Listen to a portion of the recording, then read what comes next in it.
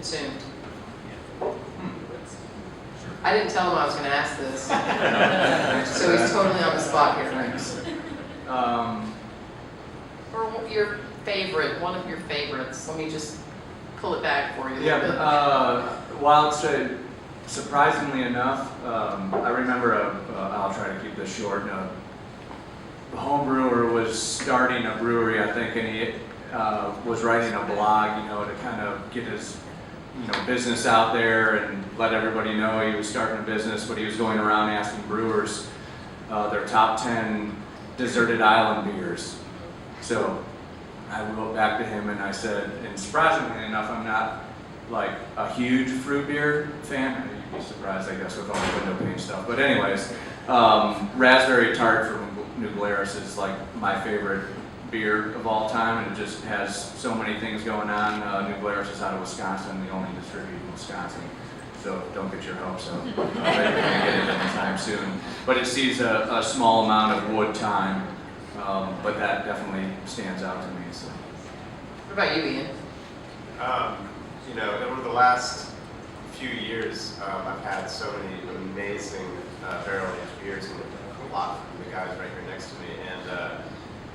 But I'll take it back further when I was, I think, underage and had my first. Too bad. Yeah, nice one. I've never heard that before.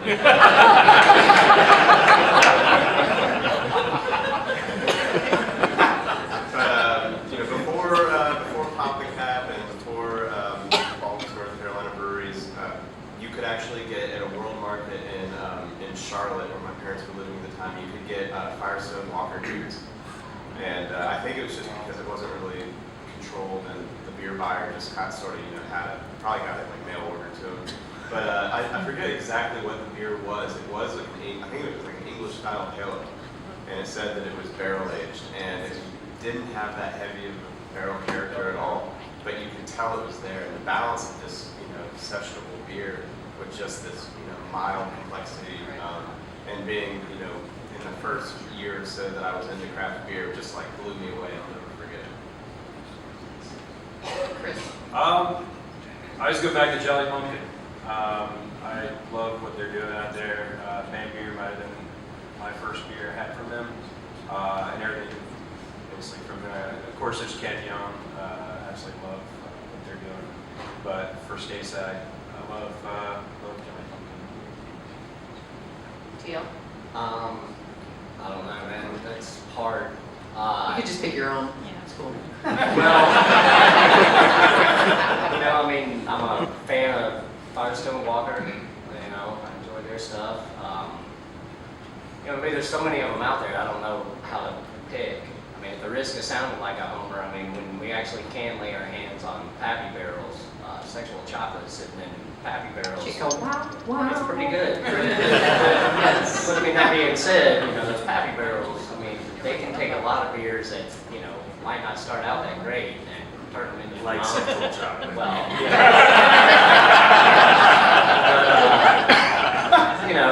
I'm a bit of a hophead, honestly. So I tell you, Odell's does some stuff with their woodcut out there in Fort Collins that's really, really tasty stuff. And again, they don't distribute here, so.